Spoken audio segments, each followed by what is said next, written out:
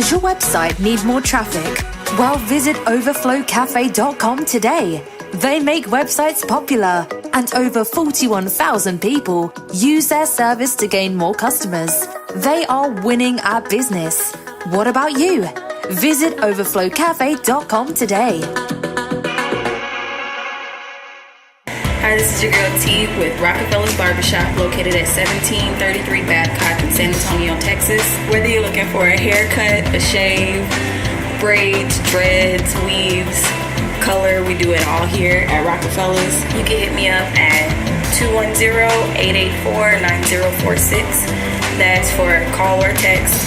And on Facebook and Instagram at Takesha Williams. That's TAKESHIA Williams. And you're listening to us now on I Am Refocused podcast on iHeartRadio.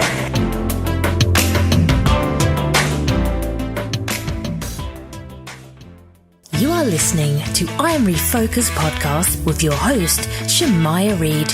This podcast is designed to inspire you to live your purpose and regain your focus. Now, let's tune into today's podcast.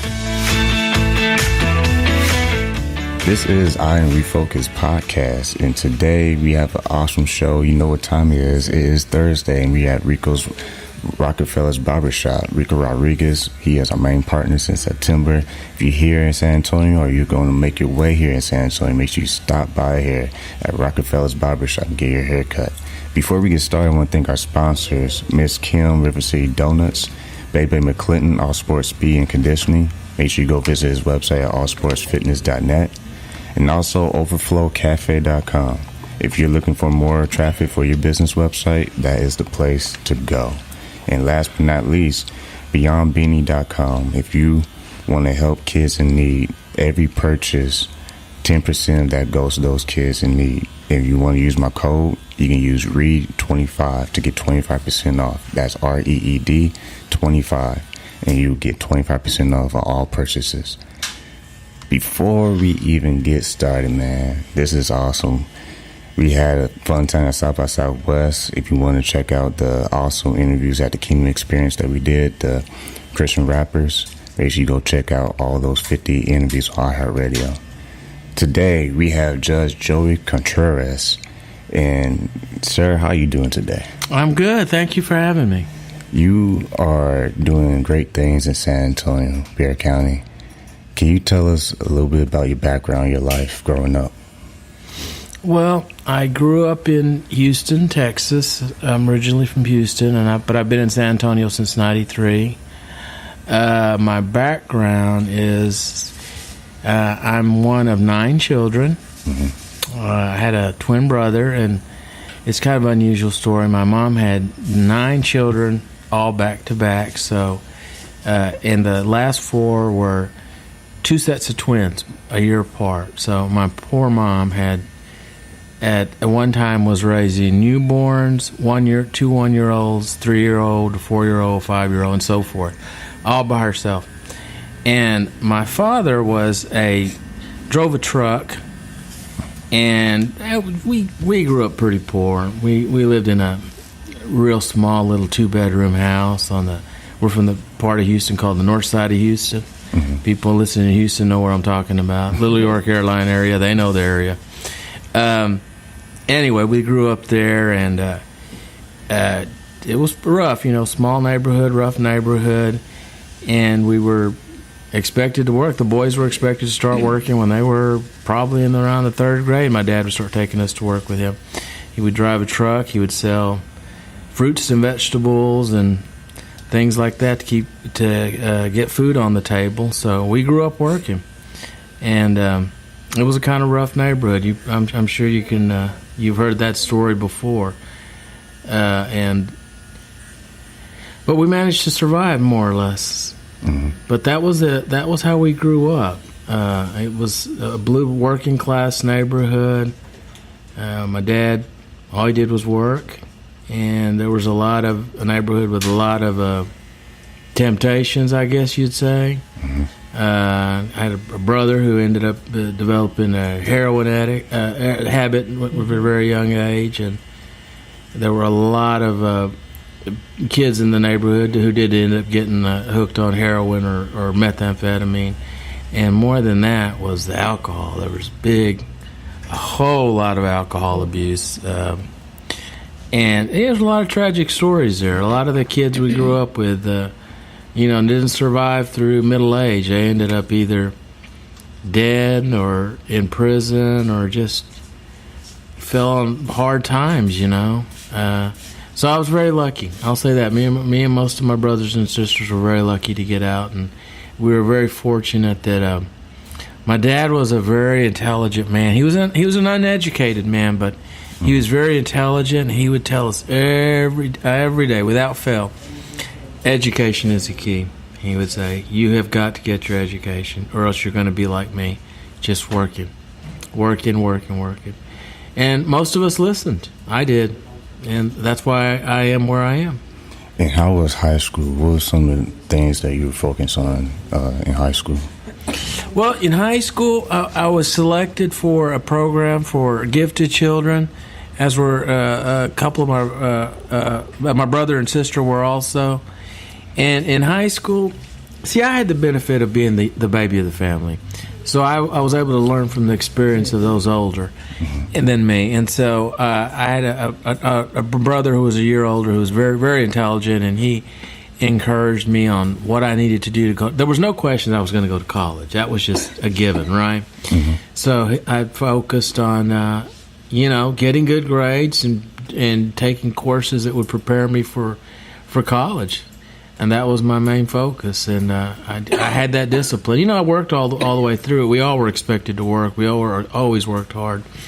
But we also did well in school. Most of us did. And what college did you go to again? I ended up going to Cornell University in New York. I got a scholarship to Cornell University. I was very fortunate. And once you began your career as a state prosecutor from 1988 to 1999, how did you end up in that field? Well, okay, what happened was when I graduated from college, I wasn't too sure what I wanted to do. I studied economics in college. Mm-hmm. And I thought at one time, I was pretty convinced that I was going to end up being a professor of economics. I would get a PhD in economics and teach somewhere. But then I got to thinking about it and decided, I don't know if I really want to be a professor. I don't know how secure that is. So I decided kind of on a whim to go to apply to law school and go. And so, I'd been in New York for 4 years, and I was pretty homesick, and I never got used to those brutal winters. So the only school I really wanted to go to was UT. So I went to UT Law School, which is a really good law school. It provided a very good education, let's say. And while I was in law school, I realized the courses I was drawn to were pointing me in a certain direction. Mm-hmm. For example, criminal law, advanced criminal law, criminal procedure, evidence, that type of thing, drew me to criminal law and being a trial lawyer, and that which equals a prosecutor. Mm-hmm. So I decided I was going to be a prosecutor when I graduated. And I did. As soon as I graduated, all I did was apply to different offices to become a prosecutor. Wow. In October 2017, Governor Abbott asked you to serve as judge of 187 District Court in Bexar County. Right. Was that an exciting moment, or were you kind of expecting that to happen? Well, let me tell you something. At the time, I was working as a federal prosecutor, an assistant United States attorney, in a very good job that had a lot of prestige, that paid well, and that I enjoyed a lot. So I heard through the grapevine that there was going to be a vacancy, and that they were going to need, the governor was going to have to appoint somebody, and that my name was coming up frequently, right? And that was, some people who were in the know told me that. And then it became more persistent that people who were involved in the process asked me to apply. So I did. I said, it doesn't hurt to apply. I don't have to take it. Because, to be honest with you, I had mixed feelings. I always wanted to be a judge. It's a dream job. But on the other hand, it was hard to leave a job that I really loved also. So anyway, a long story short, I applied, I was interviewed, and the feedback I was getting that it was pretty clear that I was going to get it. So I got the call.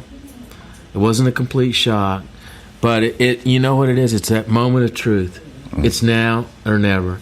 And so I went and talked to my boss, and I told him this is where I'm at. And he told me, he says, Joey, in life, it's the things you don't do that you regret more than the things you do. Mm-hmm. So I thought, if I don't take this for the rest of my life, I will wonder about whether I should have taken it. And that sealed it for me. I never thought of it that way. So anyway, to answer your question, I took it. It was exciting. I immediately went to get sworn in, become a judge.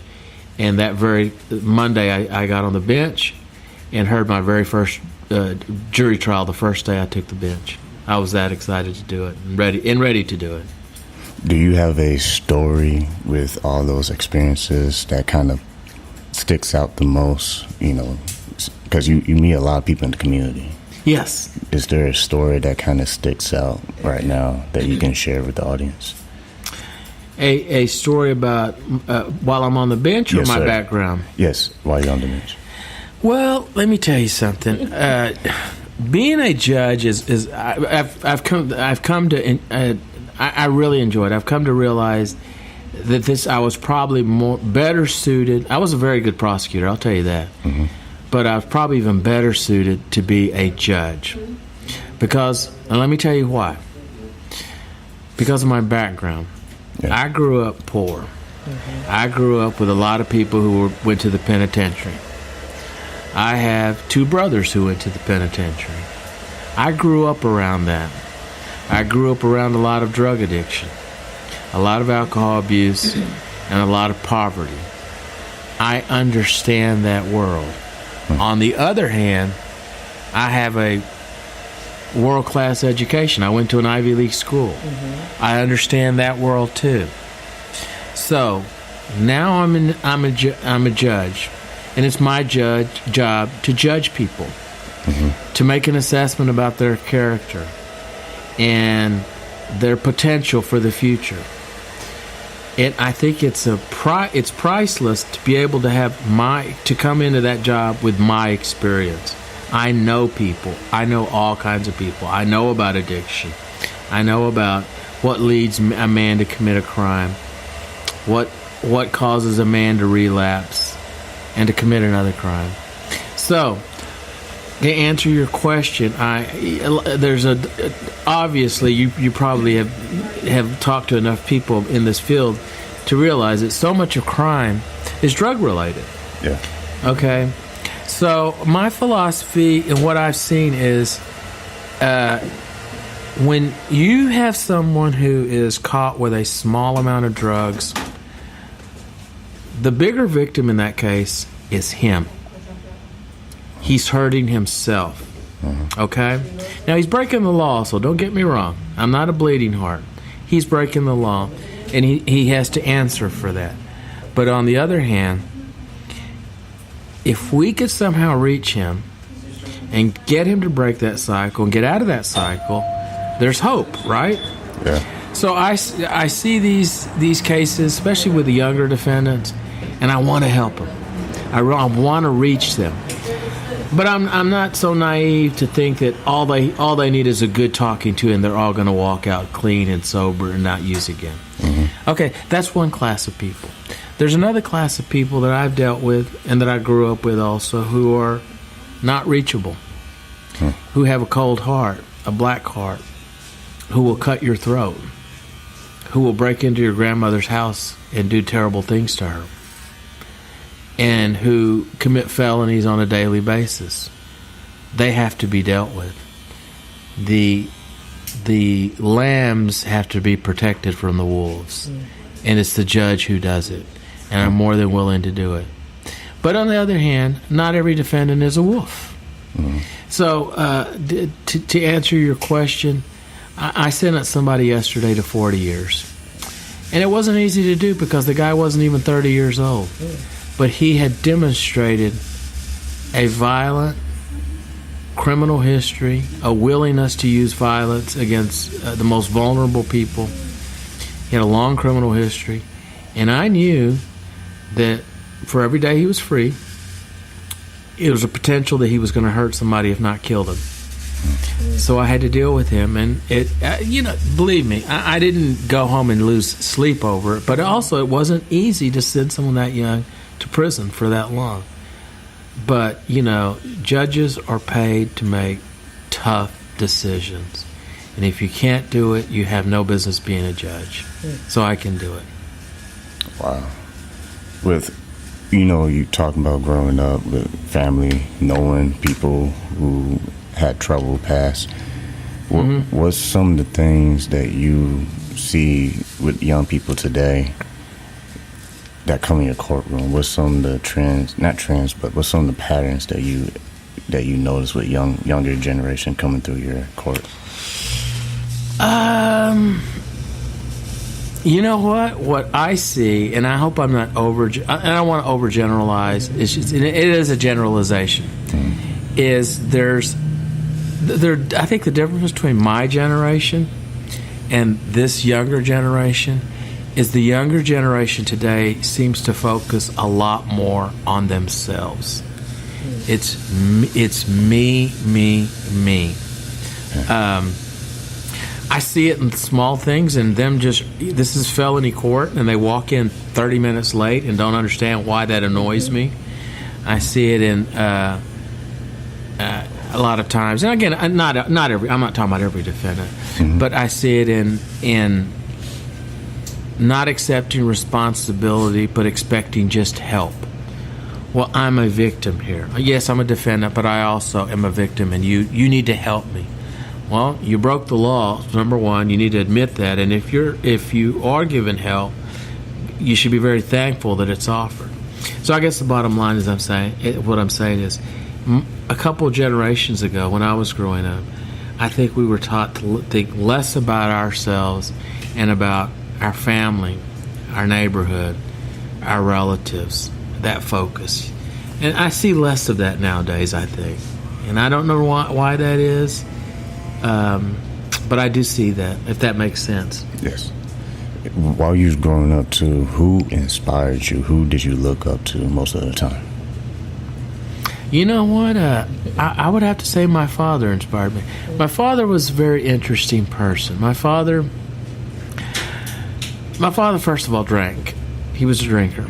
He drank too much. He drank every day. And I think he drank out of frustration because my dad was a very intelligent man.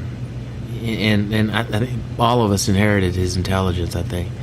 He was a brilliant man. This is probably the smartest man I've ever known. And yet, he went to the third grade, and he went to the third grade in between picking cotton and being a migrant worker. So really, he was uneducated, right?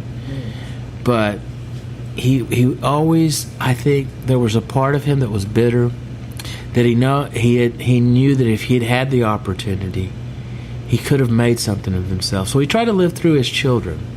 You know what I mean? He wanted us to succeed because he had 9 kids at an early age. My mom and he married, and all he did was work and drink. But he always preached to us about education, like I said. And some of the character traits that he had was my dad. It was impossible for him to tell a lie. He couldn't do it. He may say something, it may hurt your feelings, but he was going to tell the truth. He drank too much, but he never missed one day's work because he was hungover. That generation didn't do that. You know what I mean? Yeah. And we were poor as can be, but we never went hungry. He would have done whatever it took to make sure we were fed. And he believed strongly in hard work, and the value of hard work, and the honor of hard work. So like I say, when we were little kids, he would wake up in the summer. He would wake us up early, and before the sun came up, we were in the third grade. We were over there selling watermelons and selling fruits and vegetables and loading trucks. And we all learned how to drive trucks when we were 12 years old. But that's what. I came to really admire my dad, especially later in my life. That now that I have children, that he did something that was next to impossible. He raised 9 children as an uneducated man and produced. I'm not the only one in my family who got a real good education, but he, I have a sister who's a pharmacist. I have a sister who's a nurse, and a brother who was an engineer. And like I say, a couple who went, the other way. But I think it speaks very highly to a lot about my father and what he was able, the inspiration he was. So to answer your question, I think my father was the greatest inspiration in my life. And once you became a judge, what was his first reaction? My dad didn't live long enough to see it. My parents are deceased, but I'm sorry. he would have been prouder beyond words. Though I can tell you that right now. Well, I was a prosecutor. I think the happiest thing in the world for him was to go down to the courthouse, and watch me. Even if I was just standing in court, he would just beam with pride that was his son, who was the prosecutor. You know what I mean? Yes, sir. He was moved beyond words that was his son. And you touched on work ethic. What's some of the qualities that you find in people who stay successful in life? I have found the most successful people, and the people I respect the most are those who don't always put themselves first and show a commitment to something other than themselves. If you're part of you're part of an organization that is your employer, they pay you. They have the right to expect that you are going to work and work hard and bust your butt for that paycheck. If you have any self-pride, far too often I've seen where that is not the case, where people just collect a paycheck as if it's a gift, an entitlement, and whether they work hard or not doesn't really matter. I'm at the courthouse at 7:30 in the morning. That's just the way I am. I'm the first one there. When I was a prosecutor, I was never going to be out-lawyered in the courtroom. No one is going to prepare harder than I did. I was committed. You know what I mean? Yeah. I was going to do whatever it took to do the best case, put on the best case I could, and it paid off. I had an amazing success rate. I didn't lose cases. Last time I lost a case was in 97 by my memory. I was thinking about it. But it was all hard work. It was very hard work. And I'm talking about you know what? We're not all born Einsteins. Mm-hmm. We're not all born natural talent for this or that. But what we're not born with, we can make up with by rolling up our sleeves and working hard. Mm-hmm. I think I learned that from my dad. That's good. And I'm not the smartest guy in the courthouse, but very few will outwork me. I like that. I like that. And I also want to dive into, when it comes to everyone face stress in their careers, what's the way you stay balanced and stay focused and doing your daily tasks as a judge? Wow, that's an interesting question. You know what? I wish I could tell you something that sounds really good, like I go home and do yoga or meditate. That sounds really good. But what it comes down to, I think earlier in my career, I came to terms mentally to accept those things that I couldn't change and to change the things that I could. I go to work, I try my best, and when I leave work, I leave work. I like to go home and relax, and I'm a big reader. I love to read history, but I am. People who know me will say that I'm able to make hard decisions very quickly without wringing my hands or having second doubts. And it comes with a state of mind that once you've made a decision, move on. That's it. You've done it. Move on. And I've come to terms with that, and that's how I deal with the day's work. You know, might have had to send somebody to prison that was a tough call. Might have had been a day in a trial that was really rough and hard fought, but that comes with the territory, and you learn to deal with it. I like that because you don't always hear it from that perspective. So from you, it's all about clarity. It is. It's all about in my peace of mind, learning how to reach that. I don't know what you call it in your mind. This equilibrium of acceptance in your mind goes a long way. What leads me to this question? I ask every person on the show. In your own way, how do you define success for yourself? Oh, for myself, I think that one is a success. You don't measure it by the size of your wallet or the square footage of your house. I think success is when you have accomplished what you set out to accomplish, and you're happy with your accomplishment. You know, I tell defendants in my courtroom a lot of times when I have them, especially younger ones, I say, you know what? When you get at it, when I sentence them to prison, let's say I got to give somebody 2 years. I said, I want you to put this in your rearview mirror and don't look in the rearview mirror. Look straight ahead. I said, and when you get out, you get a job, and it may not be the highest paying job, but it'll be your paycheck and your money that bought your clothes and paid your rent. That's success. You've accomplished something yourself, but as the Bible says, by the sweat of your brow. That's success. It doesn't matter whether or not you live on the mansion on the hill. That's a fairy tale. It doesn't matter. That doesn't it doesn't mean anything to me. And speaking of the Bible, how has faith influenced your life? Faith, the way it has influenced my life is faith. There's faith, and then there's fate. F-A-T-E. And I think they go hand in hand. I do believe. I do believe in God, and I think that there's a greater power than us that has a plan for us, and we may not understand it. A lot of times we don't understand the plan. But I do believe in fate, that there's a plan that was put in place by this greater power, and that's called fate. What is meant to be will be.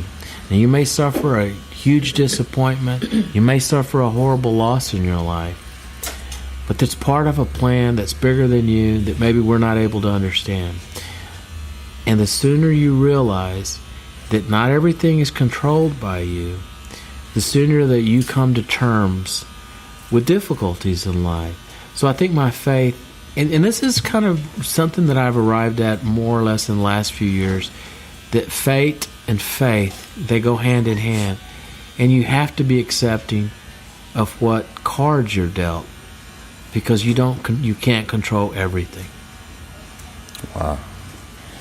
I like how you're saying, despite what it looks like right now, it's still a choice to get up every day and put in the work. That's right. To get the results that you aspire to have. That's right. What's some of the choices that you feel were the boosting of your career? The early on choices, whether it was in high school or if it was in college, was that one moment you had and you just said to yourself, this is what I was meant to do? You know what? It was, I think when I got out of law school and I became a prosecutor. Of course, I didn't know what I was doing. The first case I tried, I completely lost it and deserved it because I didn't know what I was doing. But I learned. I learned from that mistake. I didn't make that mistake again. I prepared better. And as I began to try cases in front of a jury, I realized that if I'm myself, I like to think of myself as a pretty down-to-earth person. And I think a lot of it has to do with my upbringing. You know, when you grow up with nothing, it's hard to have an attitude. You know what I mean? You learn humility when you have 8 brothers and sisters in one bathroom and 2 bedrooms. You know what I mean? Yeah. Anyway, and what I learned was just being myself, down-to-earth self, juries could relate to me. There was something about the way I spoke to juries. I found they believed me. They wanted to trust me. That's a better way. They trusted me. And I developed my style of trying cases that was very successful. It was very sincere with juries. I never tried to mislead them. And I told you before, I always prepared my cases very well. And I think within the first couple years of my career, maybe first 2-3 years of my career, I realized that I had a gift for trying cases.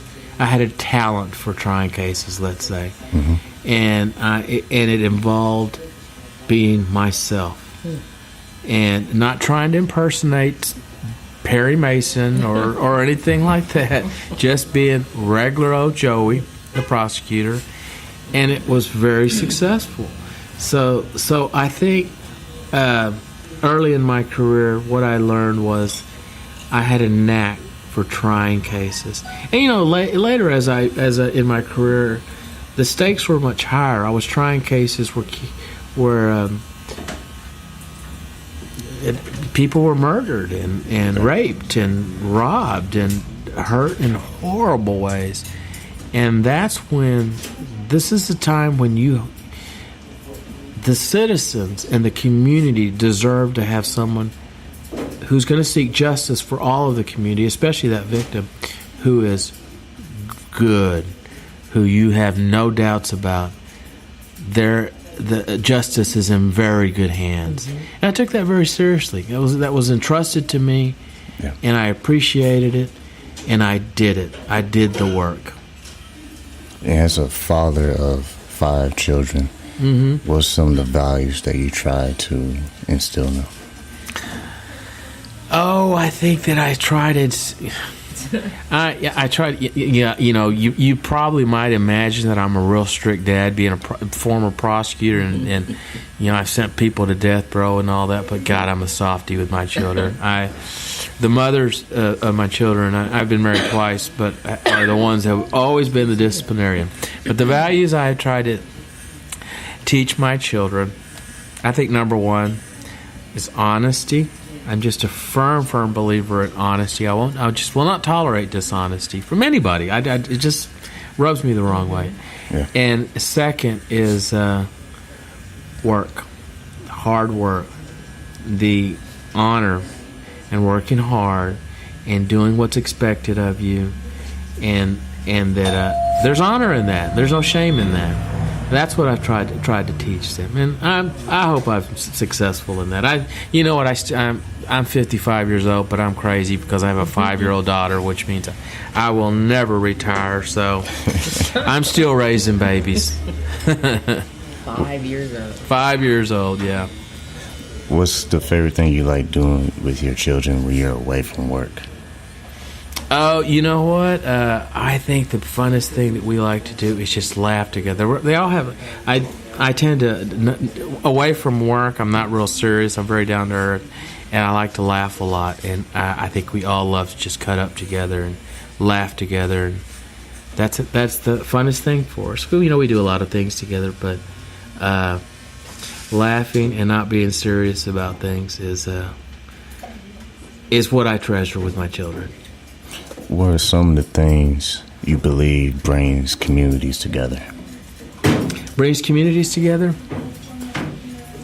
I think they have to have a sense of something in common and that they're striving for. You know, a community can't just be a collection of houses or just a collection of neighborhoods that the only thing they have in common are geography. It has to be more than that. They all have to care about that person down the corner, even though they've never met them. They care about them. If they see something going on with that house, they need to they have to care enough to pick up the phone. Now, that's a community. Just a regular neighborhood, you shut your blinds and you're glad it's not your house or your neighborhood or your grandma. What brings communities together is that you all have a common interest, the common interest being the well-being of everyone in that community. And that's, how do you do that? That is hard. That's hard to answer. You can't just tell someone, "Hey, we all got to get together." Well, that's a platitude. That sounds good, but it's an empty gesture. You got to make them believe they want to. You know what I mean?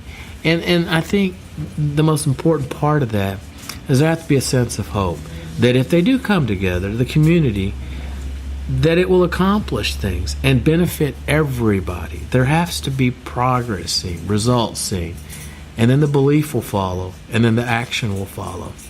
You know what I mean? Does that make sense? Yes. Oh, yeah, that's good stuff.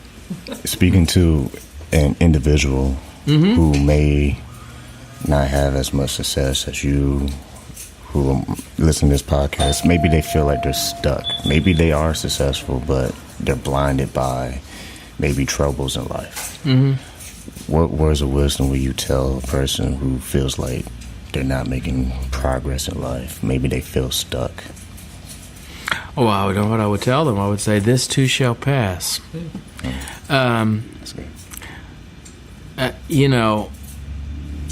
I may seem like a complete success story, but I have had setbacks and very tragic things happen in my life, and that I've had to get past.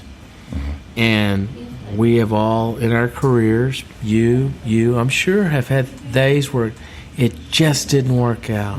That big plan you had, it fell through. Or a friend who was going to do this just completely let you down, disappointed you. Yeah. But like I say, this too shall pass. And there's always, what do they say? The sun shines brightest after the darkest day. It's true, right? The sun always comes up eventually. And for people who maybe are feeling sorry for themselves, I like to say, you know what? There are many, many more people who are in much worse shape than you, who have a smile on their face. You have not earned the right to feel sorry for yourself. You know what I mean? There's always a brighter day for everyone. And that's what I like to emphasize. It will get better eventually. When it comes to leadership, you need certain quality traits and certain type of discipline. What's one thing that you've never stopped doing since you've been in your career when it comes to you being a leader? You know what? I've never lost faith in what I do. I've never become cynical. And I've seen it. I've seen it among so many people who, they've worked for years, and some that haven't even worked that many years, but they think they're entitled to being cynical. And by cynical, I mean, I'm just going to collect this paycheck. No one really notices. Oh, so-and-so over there is lazier than I am, so who cares? There's got to be this element of pride, of doing the right thing even when no one's looking or nobody will know it. And I think I have maintained that. I have always, I've never, and I don't think I'll ever lose this. I just wasn't raised that way. This fact that you do the best you can, even when no one notices, and even when it's not going to be in the paper. You make hard choices, but you live with them. And as long as you know it was the right choice according to your conscience, then you do it. It's your conscience and judgment that guides you. And that's what I've tried to live by. And I don't think I'll ever lose that. When it comes discovering your purpose and knowing the whole biggest question in the world, why am I here? Mm-hmm. What words of wisdom will you give to someone who hasn't yet discovered why they're here, their purpose? I think that, people have to take a step back and do what I call what is called self-reflection and decide, what do they want? We can all have these grandiose ideas of, I want to drive that $80,000 Mercedes, or I want to live in that big, or I want to, be like people I see on TV with, be a pro athlete or a rap star who's got a stack of $100 bills 3 inches thick. Well, that's all fine and good, but it's also, you might as well have, your financial plan might as well be buying lottery tickets. You know what I'm saying? Yeah. The odds are the same. And I guess what I'm getting at is, when we talk about self-reflection, I think it's setting realistic goals for making you happy. And if making you happy means that you have to have a Mercedes and that stack of $100 bills, somewhere along the line, your value system was skewed, and someone failed to be realistic with you and teach you what is really important. Happiness doesn't come from an ATM machine. It can, but everyone likes money. I'm not going to deny that. Yeah. But happiness comes from your heart, and having your 5-year-old daughter want you to read her a story at night. I mean, those are the priceless things that you never forget. Cars come and go, money comes and goes. You know what I mean? That's right. But family, they don't. Sometimes they do go, and it breaks your heart. But in the end, you have to, when I say self-reflection again, you have to come to the realization of what really does matter in this world. Is it the 4 wheels you drive, or is it the people who care about you? Is it just collecting her paycheck, or is it having coworkers who respect you? I mean, to me, having others respect you means everything in the world to me, to earn the respect of others. Everyone should strive for that, If you don't care whether or not people respect you, that's a problem. That's a major problem. And going a little bit back towards your dad, him leading the household. Yes. What were some of the things that he did with you and your siblings to keep the family close? I'm going to be honest, we had it very rough. We had my oldest brother, who there's nine of us, and we're all a year apart, so he's 10 years older than me.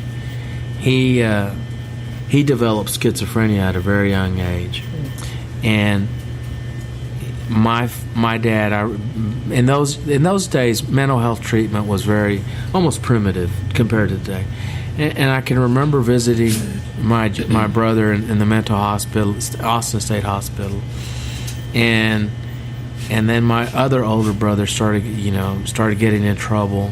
And he ended up going to the penitentiary. And I can remember going with my dad to the different penitentiaries to visit my brother. And then I had another sister who became mentally ill also, and she had to be committed to a mental hospital. So a lot of our upbringing involved poverty combined with these tragedies. Yeah. So I can't say that, my dad ever got the football and threw it with us, because he never did. Right. There wasn't time for that. Yeah. There was crisis in our family all growing up. You know what I'm saying? And in between my dad trying to take care of those of us that needed the help the most, who were sick or in trouble, I don't mean to feel sorry for myself, but the rest of us kind of got left behind. we had to fend for ourselves a lot of what, and you know, thankfully I had other brothers and sisters, and we were able to entertain ourselves. But my dad, he was still an inspiration. Don't get me wrong. He would talk to us. He obviously loved us a lot and wanted the best for us. But it was just the problems that our family grew up with were so daunting. There weren't a lot of warm, fuzzy times, to be honest with you. And I hear a lot of this theme of sacrifice. How can sacrifice really benefit a person for the long term, for the right reason? Oh, you're not getting anywhere without sacrificing. I can tell you right now. That's I can tell you right now. If you and that's, you know, earlier you asked me about the younger generation, and that brings to mind. And see, and I have a lot of nieces and nephews. There's so many. I have so many brothers and sisters that I have dozens and dozens of nieces and nephews of all different ages, but a lot of young ones. And I think one difference between my generation and my dad's generation is the willingness to sacrifice. It's, you have to put off instant gratification, happiness today, or maybe this year, for success in the years in the future. So you know what? When I got out of law, I'm going to use me as an example.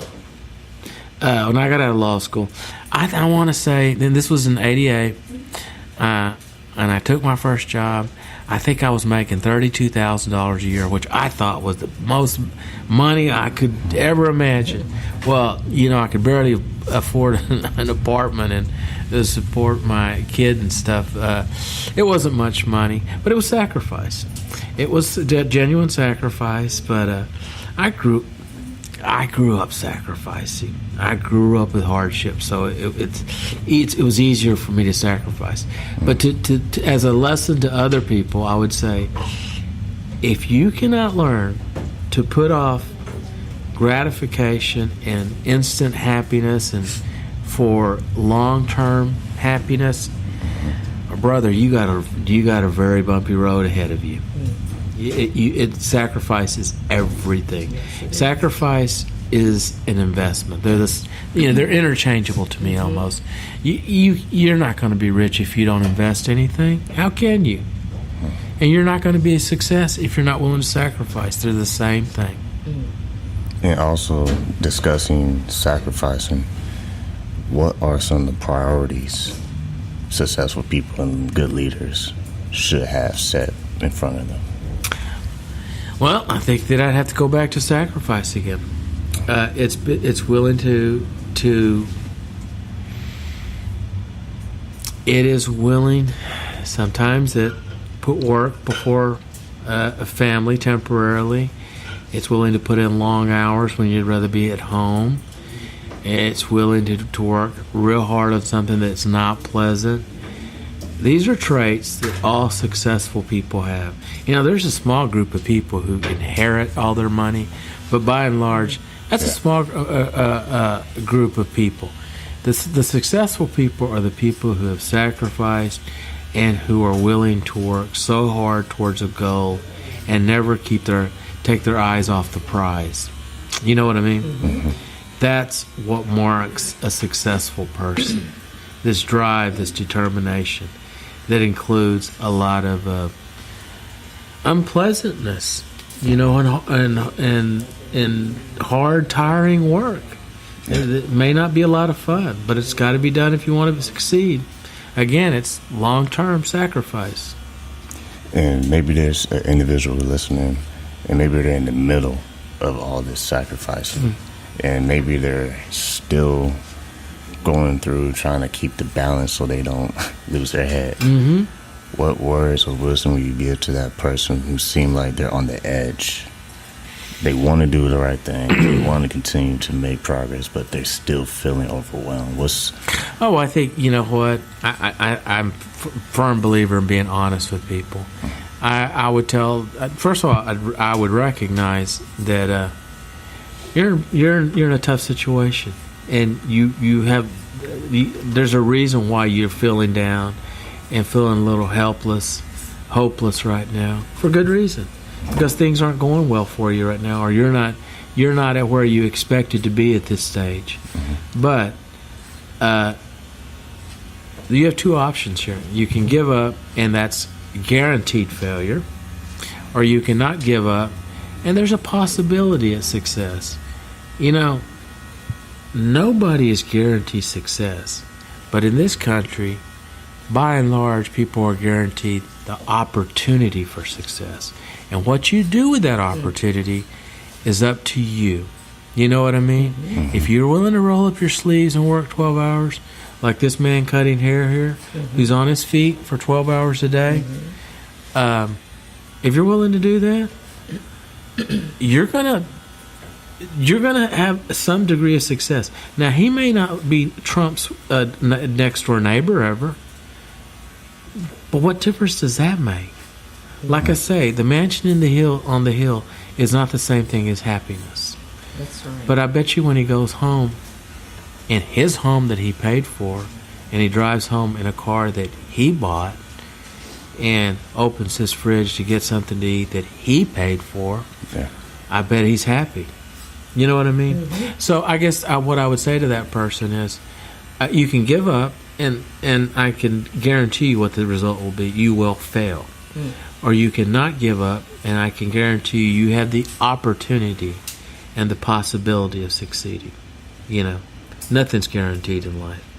One of the things we can never get back is time. Absolutely. It's gone. It's gone. Once it's used, it's used.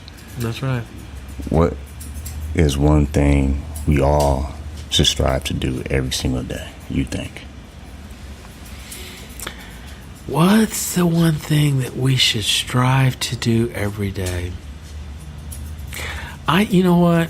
I think a lot of it is attitude. Just because you have to go to work doesn't mean it has to be miserable because it's not a weekend, right? It's all about attitude. Like, I think we should strive every day to realize what we have and not what we don't have. Okay? Because I realize there are some people who have nothing, and they're truly hopeless. You know, you've seen them on the street corners, and they have nothing. They've just hit rock bottom. But that's a small percentage of people. Other people, by and large, have something.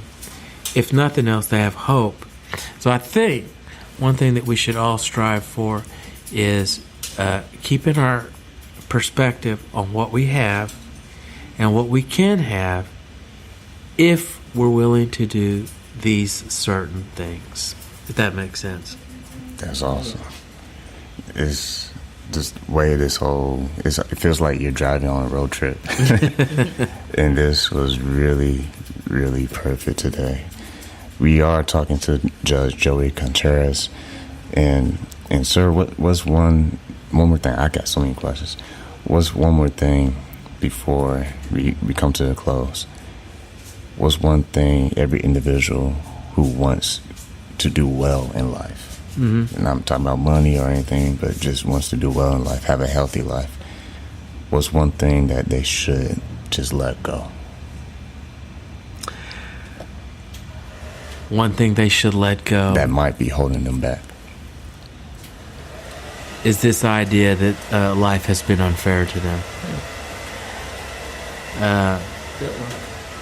You know what? We can hold on to bitterness. We can hold on to tragedy for the rest of our lives if we choose to do that.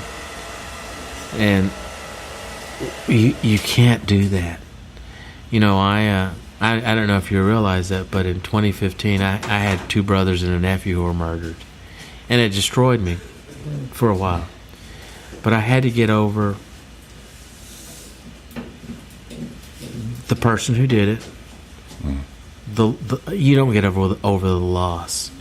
But I had to learn to put one foot in front of the other and to stop dwelling on how unfair this was. And it was unfair.